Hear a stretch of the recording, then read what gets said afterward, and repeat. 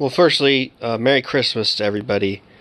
You're probably not going to watch this until, after Christmas or whatever, but I hope you had a nice Christmas. And for what it's worth, if you are happen to catch this before you go to some gathering, which is likely not going to have any primal foods, if you want to eat a cooked meal or some of a cooked meal or some cooked meat, it's not gonna kill you. It's not gonna set back your progress. It's not gonna make you allergic to raw food.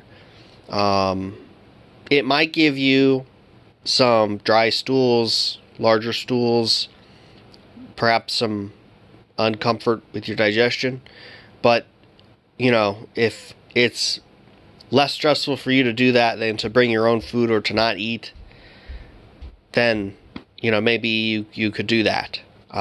But for instance, for me, I had early dinner yesterday because of some families traveling, and I brought 2 pounds of swordfish and a marrow bone, some cheese and some eggs and some milk. And I ate, 2 pounds of swordfish. They had an orange that, they were baking, so they were using some orange zest, and I peeled the orange. I had a couple slices of orange. That was my first real fruit in like 3 months. It was pretty tasty. I only had like a quarter or so of the orange because of my teeth. I've cut back on the fruit for my teeth. But, it was fine. They know I eat that way. I don't really feel any certain way about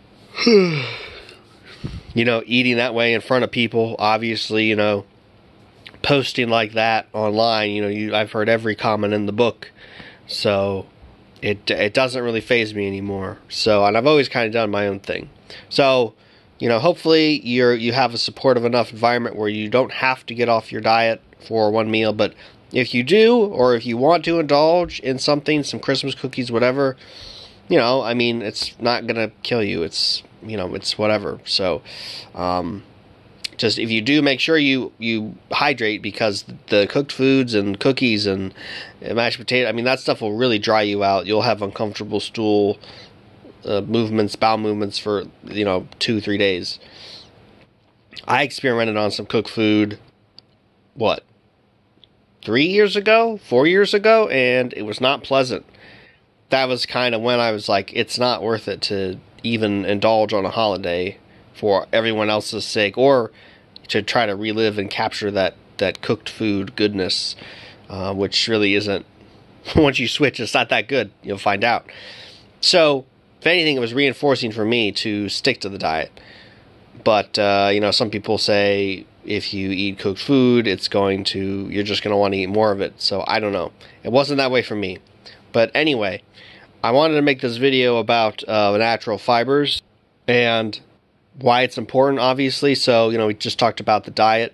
It's everything you put in your body. The primal diet, obviously that's a big component, but it's also about what you put on your skin and what you breathe and things in your environment that happen. So, like dust and the fibers, like there's, like I had a comforter. I realized it was synthetic. The tag was worn. I've had it for so many years. I never really thought about it. It was never touching my skin, but, it was there, and I decided to start looking for alternatives. If you want to purchase something new and you've got, $80, $90, you can get a nice linen sheet set from bedbathandbeyond.com. They got good deals. They're going through bankruptcy. They also have down comforters, organic cotton shell with down stuffing.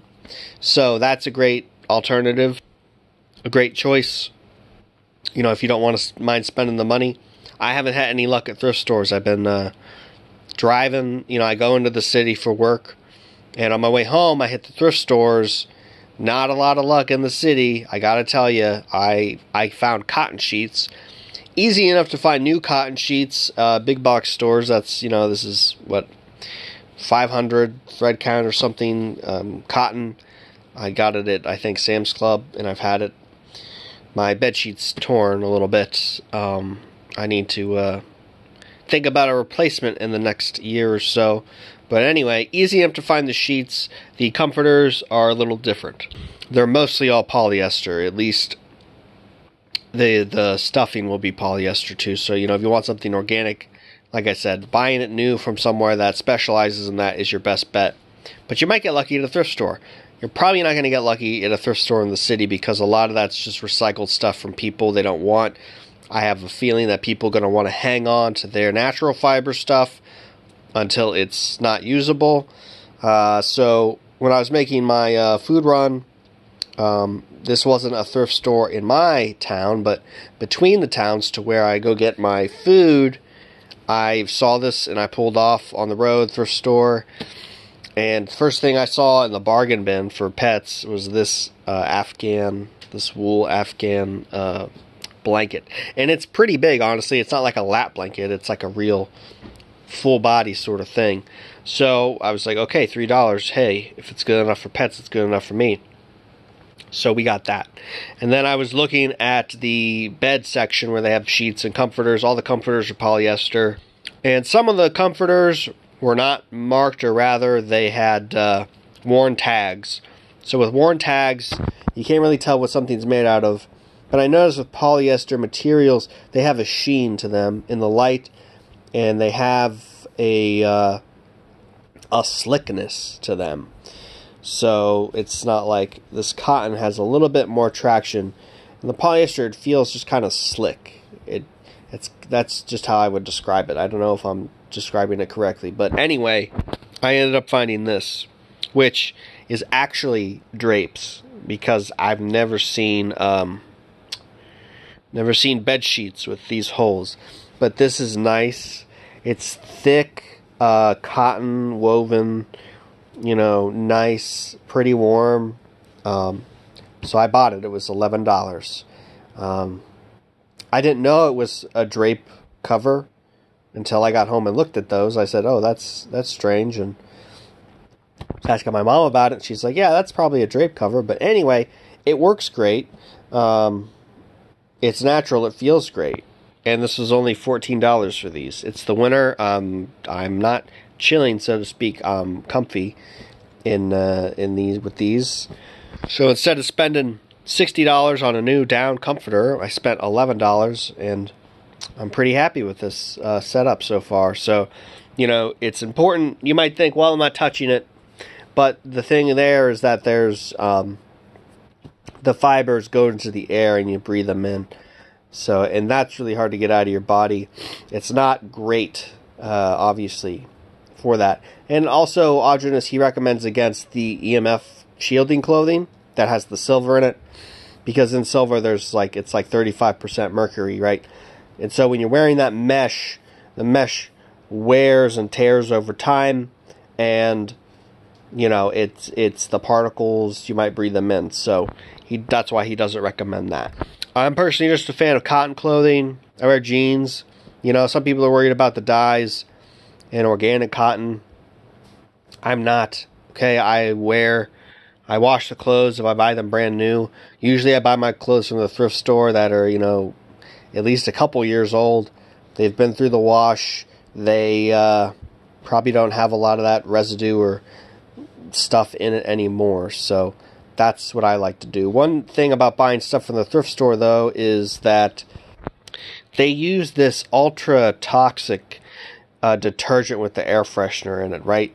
So I had to wash these blankets like 3 times, and I had a wool sweater that I bought that I had to wash like 4 or 5 times. It was so bad. And I had this thing, the sweater, for months, and I hadn't worn it yet. But I went to go put it on, it just was bombarded with this chemical smell, mind you. And so it was staying on there. It was like staying on there for months and months and months. Really incredible how just toxic that is. So, it took a while to wash it. I just used a lot of vinegar. I used white distilled vinegar. Sometimes I use apple cider vinegar, kind of expensive, but if you use enough white distilled vinegar, it does the trick. And warm water for the, fabric. You don't want to like shrink your stuff, so you want to make sure you're using the temperature appropriate water for your fabrics. So yeah, if you get anything from the thrift store, you're going to want to wash it, get that detergent off there, especially, stuff like that. So And that's pretty much like the usefulness end of the video if you want to turn it off. But a funny joke, a funny aside, you know, browsing the thrift store, I noticed that you never see men's underwear. And I read an article about how they track the strength of the economy or consumer sentiment by how many, you know, what's the quantity of men's underwear that gets sold? How many men are buying new underwear? Because if you think about it, if you're a man, you know, you probably have boxers, briefs, whatever, that are years old. I mean, I've got a few pairs that they're starting to get holes in them, but, you know, they do the job 90%, so I'm not going to get rid of them. They're natural fiber, organic, not organic, but cotton, okay? Some of them have a waistband, right? It is polyester, elastic. Not ideal, but it's just a band, so it's not too bad. I have some older pairs that have a cotton wrap, a cotton lining around the elastic band, which is nice. But I don't really see that anymore in the stores. I know you can buy new socks and boxers, organic, all organic and stuff for like, they're like socks for like $15 maybe. Boxers can be like $40, $50. Not really looking to spend that much on one article of clothing like that. So, you know, I'm a big fan of just hold on to what I got, or just getting the most cotton thing you can get. Maybe someday I'll go all out and buy the fancy organic cotton briefs and such, but not right now.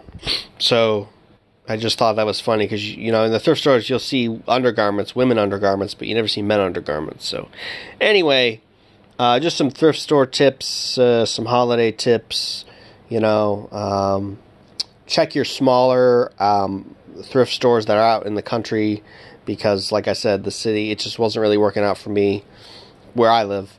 So if you're not having luck in your big city thrift store, take a trip, you know, outside, where if you go to the Amish or whatever, you know, and see what's out there, what thrift stores are out there and what they got. I got lucky. Also, another tangent, I asked the Amish about where did they get their clothes. Like, hey, can I buy your slacks somewhere? And they're like, no, like our women just make them for us. I was like, oh damn.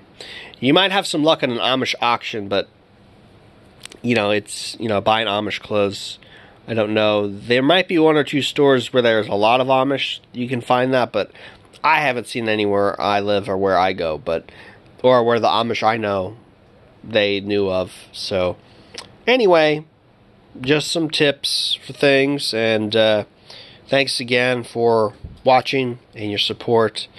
You know, I appreciate it. Hopefully you're getting something out of my videos. If you have topic suggestions, you know, questions, whatever, let me know. The content's kind of slowed down, honestly. Kind of run out of things to talk about. I'm coming up on my yearly reread of the books and everything, so maybe I see something in there I want to comment on, you know, it can extrapolate on. And that's about all. Merry Christmas, and probably won't upload another video until after the New Year, so Happy New Year, everybody.